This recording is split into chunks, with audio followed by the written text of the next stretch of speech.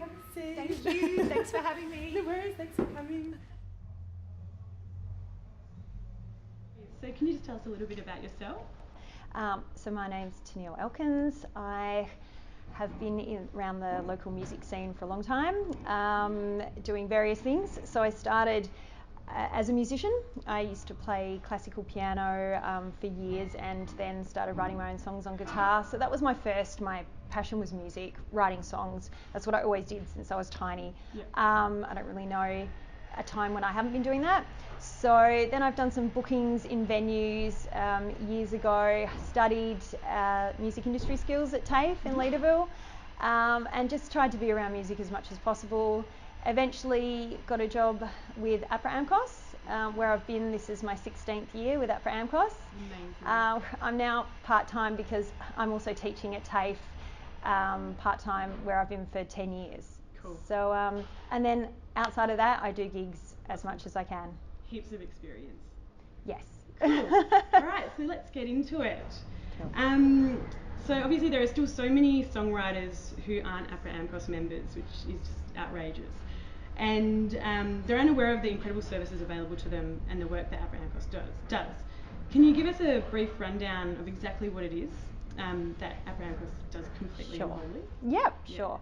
So firstly, if there are any songwriters out there who are performing, please join. It's free to join, and you really should. Otherwise, you could be missing out on some valuable funds. So at the heart of what we do, our main function is to collect and distribute royalties to songwriters from the use of their work. So that's what we exist to do. That's what we started doing, and that's the core part of our business, collecting and distributing royalties. We do that we collect it from businesses. So any business who uses music in their business in any way has to have a license to use music. So they pay that license fee to APRA AMCOS, and then that ends up as royalty payments to our songwriter members, of which there are close to 90,000 now. So that's kind of our core function. That's what we do. It's a really important first step for songwriters, I think, in their careers when they're starting out to join. It's one of the first things they should do when they start to treat it like a business, and then I think they start to feel like it's a business. So it's very separate from, they've written the songs, they might have got some gigs, but then it's like, oh, okay, I'll join APRA, and you get into, using the computer and getting online and doing things like registering songs and doing the paperwork side of things. So it's a really good thing for people to, get that mindset of a business going on. So really important. Copyright's at the heart of everything we do. We're also involved and provide information at a government level to ensure that any changes will be in the best interests of songwriters and composer members. So that's a really important part of what we do. We have various awards. We've got the APRA AMCOS awards for songwriters and composers who excel in their field. We've got the Song of the Year that people can nominate for as well. We've got our member benefits, so people can jump onto the website and check out. There's a bunch of member benefits that we offer, and there's a section called member benefits that people can check out. And we've got offices in each state. So, if anyone's got any questions, we're pretty easy to access. Just call up. There's, very friendly staff, and if anyone has, it might be to do with APRA and royalty collection, but it might also be a general music industry question, and we can pretty much direct people in the right area, even if we don't know the answer ourselves. Yeah, great. Cool. So I feel like mechanical royalties are a really ambiguous concept and really hard to get your head around. Can you go into a bit more about the AMCOS side of things and the mechanical royalties? Yeah, sure.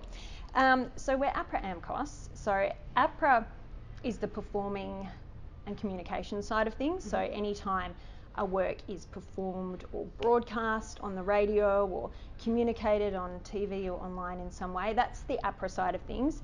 And then the AMCOS, the mechanical royalties, is from the reproduction of work. So whenever something is reproduced, so for example onto CD, there's copies made, it's being reproduced onto CD, there's a royalty. Digital download and streaming, that's all the reproduction, so that's all an AMCOS thing. Great.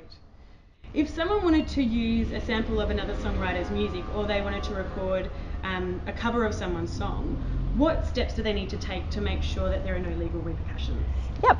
Awesome. All right. So a cover is really easy. You're basically recording it, playing it as it was originally intended, not messing with the melody or lyrics or changing it in any way. So that's really straightforward. If it's a physical copy that you're making, then you apply for an audio manufacturer license via AMCOS, because it's a reproduction thing, so it's an AMCOS thing. So it's an audio, audio manufacturer license for physical. If it's digital, that goes through the service providers, because they all, like Spotify and Apple, they all have an APRA AMCOS license, so that allows the reproduction. So that's fine. That all goes through them. Samples are a different story, because you're taking a bit of a song out of its original context and putting it into something new. So that we're not authorised to okay that, and every sample, because every use is completely different, so that has to go through the copyright owner, which will be either the music publisher, if there's no publisher, it'll be the songwriter or composer. But if people are unsure, we can help find out who the right person to contact is. Yeah, okay. And what about like a version or the slightly odd ways that RTRFM are doing? Is there anything around that? That's all fine, because those services all have licenses, so it's all totally fine. Yeah, cool. Yeah. Awesome. And if someone's busking, does this count as a performance, and can they be paid for their busker sets? Probably not. Yeah. It just depends, because it needs to be, if it's busking in the traditional sense, no, where people just kind of rock up and set up and play. But more and more people seem to be, for events and things, sort of hiring performers to busk at their event. So if it's a scheduled, it's like, come and play at this time for this amount of time at this venue or event, then you might be able to claim. So if people are in that situation, they're a bit unsure, just give us a call and we can let them know if they can claim that or not. Cool. Okay, moving on. What is the process for songwriters to receive money for their original music through APRA AMCOS? And what's your top tips to help artists and songwriters keep on top of this? Yep. Okay. So for live performances, it's crucial that people submit a live performance report. A performance report, actually, it's now called. It was a live performance. I've worked there for 16 years, too long. It was always that. So yes, a performance report that they submit every year. That's for their live performances, and it's due July 31st each year.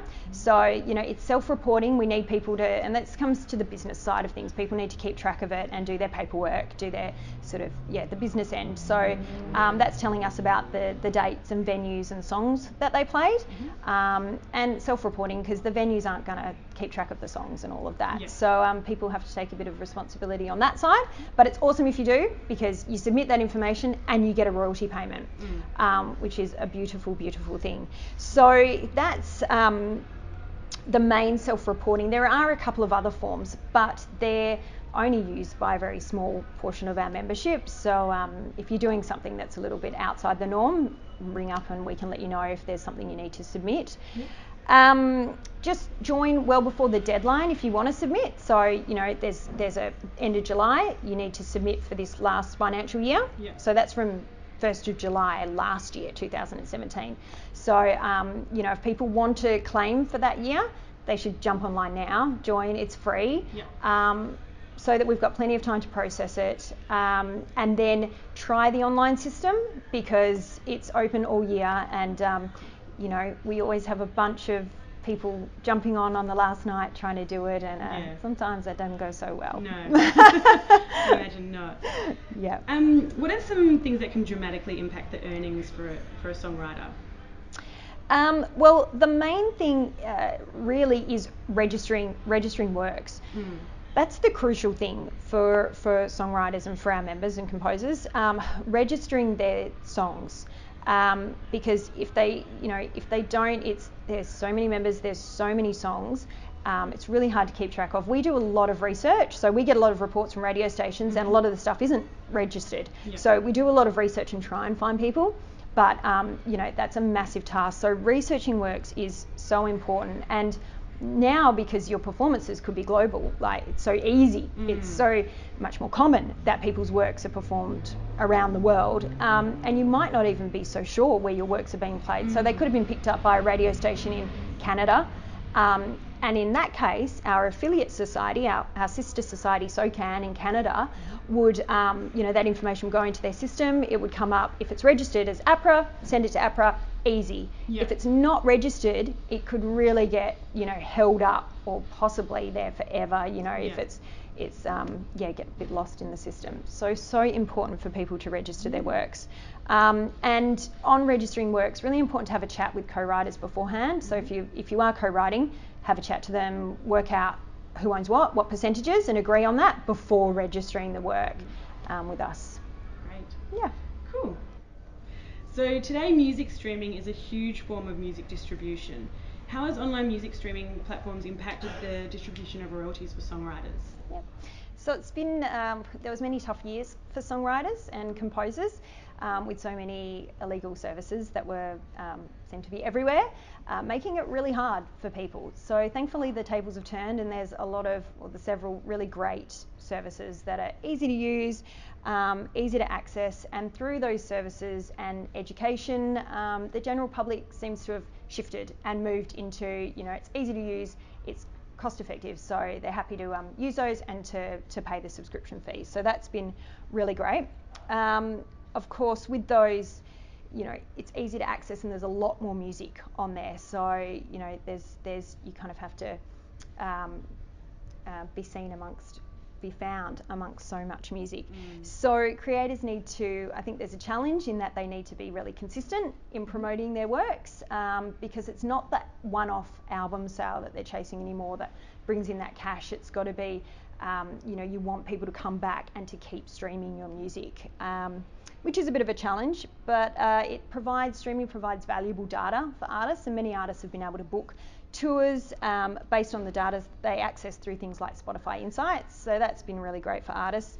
And fans tend to delve back into an artist's back catalogue, so they might hear a single, and then it's really easy for them to access, the whole back catalogue of someone. So that's been really great. And of course, it's global now. So you've got a whole wide new market, and that previously might have been pretty tough to access. Yeah, great. Cool. So what are your top tips for aspiring songwriters just entering the music industry? Yep.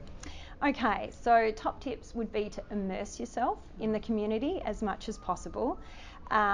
Join your local peak music industry body. So in WA, that's WAM. Yep. And APRA AMCOS. Yep. And so if you're watching this and you're in another state, there's peak music bodies all around Australia. So join those. Listen to community radio, because that's how I tuned in, and when I didn't know anything, I started to hear local bands, and they're doing an interview, and listening to their interview and just getting to know the presenters, and then going to maybe some events that they were running and just becoming part of the community. Put yourself out there, networking events, anything like that. Even if you're super shy, super scared, go along the first couple of times, even just sit in the corner. I used to sit in the corner and not speak to anyone, but just kind of, take lots of notes, ask lots of questions, and keep asking questions. And you might feel really nervous about it at first. I know I did, but just do it. Yeah, for sure. Awesome. Thank you so much, Tenille. No worries. Thanks. Cool.